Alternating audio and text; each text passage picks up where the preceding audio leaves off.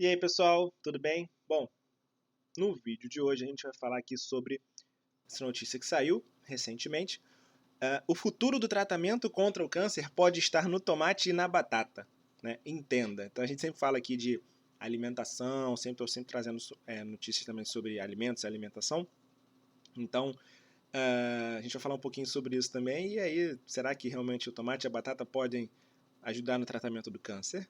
Né? Então é isso. Então, antes de mais nada, queria pedir para vocês se inscreverem no canal. Então clique no botão inscrever-se aqui embaixo. Clique também no sininho aqui embaixo do lado, né? E para ativar as notificações, que aí sempre que tiver um vídeo novo, vocês vão receber logo ali, assim, a notificação e podem estar assistindo e curtindo, compartilhando e deixando seus comentários. Sempre que vocês fazem isso, vocês ajudam esse canal a crescer de forma orgânica e aí vocês vão estar contribuindo para que mais informações de qualidade cheguem para mais e mais pessoas. Informações sobre câncer, sobre oncologia convencional, tratamentos convencionais, oncologia integrativa, tratamentos complementares, alternativos, notícias sobre estudos novos, sobre novidades, né? E pessoas que tiveram câncer também. Estou sempre trazendo para vocês leis, legislações, né? Coisas aqui no Brasil e do mundo também. E sempre com uma linguagem simples, tranquila, que vocês consigam entender sem muita enrolação também. Bom, então o futuro do tratamento contra o câncer pode estar na batata e no tomate. Entenda. Então, o subtítulo compostos chamados glicoalcaloides achados nesses vegetais inibem o crescimento das células cancerígenas e podem promover a morte dela. Mas desafios é transformá-los em remédio. Então aí já tem uma crítica aqui, né? A gente querer tudo fazer remédio. E aí ganhar dinheiro em cima disso. Então, na verdade, não é uma crítica. A gente tem certas questões a ser debatidas sobre isso. A gente vai falar mais na frente no vídeo. Mas vamos lá para a notícia. Uma equipe de cientistas da Universidade na Polônia, aqui, né, Adam Mickiewicz, aposta em substâncias existentes em alimentos conhecidos para explorar novos tratamentos. Um estudo publicado na revista Frontiers in Pharmacology, Fronteiras da Farmacologia, um grupo de pesquisadores apresenta potenciais possíveis benefícios de compostos que estão presentes no tomate e na batata. Então, pesquisadores focaram nos glicoalcaloides, que são um tipo de substâncias presentes em algumas plantas, né? E essas substâncias teriam capacidade de inibir o crescimento das células cancerígenas e promover a morte delas. 5 glicoalcaloides estudados foram esses, né? Solanina, chaconina, solaçonina, solamargina e tomatina. Estão presentes em extratos da família Solanaceae, que tem tomate, batata, pimentões, tabaco e algumas plantas ornamentais também. A gente tem as punks, né? Algumas punks. Outras plantas das famílias das solanáceas são tóxicas, e aí, devido aos alcaloides são substâncias às vezes com sabor mais amargo, que servem para defesa contra os animais. Cientistas conseguiram, entretanto, transformar o veneno em remédio ao achar uma dose terapêutica segura. Então, eles tentaram extrair o alcaloide para poder ser utilizado. Primeira etapa dos estudos, chamada in silico, que são em plaquinhas, né, demonstrou o potencial desses compostos, já que eles não são tóxicos e não existe nenhum risco de danificar o DNA, causando mais cânceres, por exemplo, né? Embora possa haver alguns efeitos no sistema reprodutor. Mesmo que não possamos substituir os medicamentos cancerígenos, na verdade a gente não abandona os medicamentos de hoje em dia, a gente só acrescenta. Talvez uma terapia combinada aumente a eficácia, porque poderia, por exemplo, sensibilizar as células tumorais à quimioterapia, né? O uso dessas substâncias novas. São muitas dúvidas, mas sem um conhecimento detalhado e propriedade dos glicoalcaloides não conseguiremos descobrir. O próximo passo é realizar estudo in vitro em modelos animais, que vão determinar se os glicoalcaloides têm potencial eficácia. Então, na verdade, esses estudos são super iniciais. São estudos muito iniciais, comprovando ali a eficácia especificamente dessas substâncias, né? Então, aqui ele fala um pouquinho mais, né? 2 glicoalcaloides presentes na batata, que varia com cultivo e armazenamento, são apontados como os promissores. A solanina tem potencial de impedir a ação de produtos cancerígenos e inibir metástase, né? Então serviria para prevenção e para tratamento. E a chaconina pode ser útil com propriedades anti-inflamatórias, inclusive no tratamento de doenças infecciosas, né, como a sepse, normalmente por infecções. E também a solamargina, encontrada nas berinjelas, muito nas berinjelas, impede a reprodução de células cancerígenas no fígado. Esse composto também tem alvo às células tronco do câncer, que desempenha papel na resistência do câncer. E a tomatina, presente no tomate, atua na regulação do ciclo celular do corpo para que ele possa matar as células cancerígenas. Então impede ali, atrapalha a divisão das células cancerígenas. Há razões para acreditar que o processamento em alta temperatura melhora a função dos glicoalcaloides, não o cozimento, né? Então, a pesquisadora entende ser cada vez mais necessário se voltar ao que está no meio ambiente. Então, a gente tem, na verdade, hoje em dia, muitos estudos, e são os estudos mais caros, que são os estudos que desenvolvem novas moléculas, né? Então, gasta-se muito dinheiro descobrindo alvos nos tumores, né? Proteínas nos tumores que devem ser inibidas e desenvolve moléculas com um formato específico ali, com as proteínas, com a proteína específica, com um formato específico, com os aminoácidos específicos que vão encaixar naquela proteína do tumor e vão inibir aquela proteína do tumor, fazendo com que o tumor morra. E o processo de desenvolvimento desse formato de uma proteína, desenvolvimento de uma molécula, é um processo muito caro, né? Então, o que ela sugere aqui, se a gente se voltar talvez para os alimentos, a gente consiga descobrir moléculas que já existem na natureza, que possam fazer essa função que a gente está buscando em moléculas que a gente está tentando criar, né? Então, isso pode ajudar. Então, aqui ela fala que cientistas estão procurando drogas que serão letais para as células cancerígenas, mas ao mesmo tempo seguras para as células saudáveis.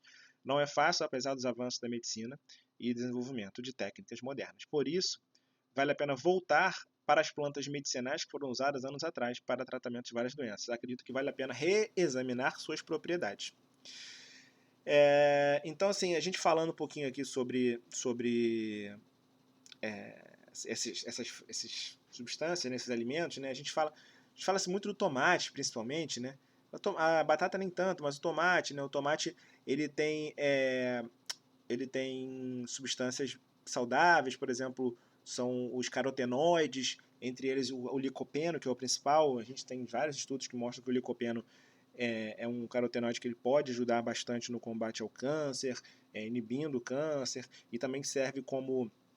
Tem outros carotenoides, né, como a alfa-tocoferol, a beta-caroteno, na verdade, que vão ajudar na produção de vitamina A. Então tem vários outros, e isso no tomate. A vitamina A é uma vitamina antioxidante também, né? Tem quercetina também, que ela ajuda antioxidante também. Então, a gente sabe que o uso de bastante tomate ajuda no tratamento do câncer de uma forma de melhorar a imunidade, de ser anti-inflamatório e de, às vezes, até efeitos pontuais mesmo ali no tumor, né? Isso de uma forma micro, né? Então a gente não vai comparar o efeito de uma quimioterapia de um tomate, mas você imagina você comer tomates ao longo do dia, ao longo de anos, e junto com outras substâncias presentes em outros legumes, frutas e verduras, né? Então você vai somar o efeito de todas elas, e muitas delas têm efeitos sinérgicos, né? Então às vezes os pesquisadores estudam o efeito de uma substância isolada, que às vezes não tem nem tanto efeito, mas se você aquela substância dentro do alimento que você ingere pode ter mais efeito, e você combinar ela com outros alimentos, com outras substâncias presentes em outros alimentos, os efeitos se somam, então elas se potencializam muito mais do que você tentar extrair aquele alimento e fazer um comprimido com aquele extrato daquele alimento, né? Então, por isso que eu falei sobre a crítica aqui em cima, né, logo no início, transformá-los em remédio. Às vezes é legal você tentar transformar em remédio, né? Como eu falei aqui nesse último parágrafo, falando sobre se voltar para as moléculas já existentes para tentar encontrar moléculas que inibam certas substâncias no tumor, mas também a gente tem que tentar voltar para o uso dos alimentos como remédio, mas de uma forma natural, de uma forma de alimento mesmo, né? Não tentar utilizar extratos dos alimentos como como remédio. Então tem as duas formas, eu acho que a gente dá para utilizar os alimentos, tentar extrair substâncias, mas também utilizar os alimentos como alimentos e numa variedade todas, uma grande variedade de alimentos, isso vai servir como tratamento também. Veja quais são os alimentos que fortalecem o sistema imunológico. Aqui ele fala um pouquinho sobre a dica para vocês, né? Acabei de colocar aqui que eu já tinha passado. Pronto, aqui ó. Aqui fala sobre melhora do sistema imunológico. Não sei porquê, porque eu acho que não tem nem muita coisa a ver com o tema, mas fica aqui de brinde também, né? Fala-se aqui sobre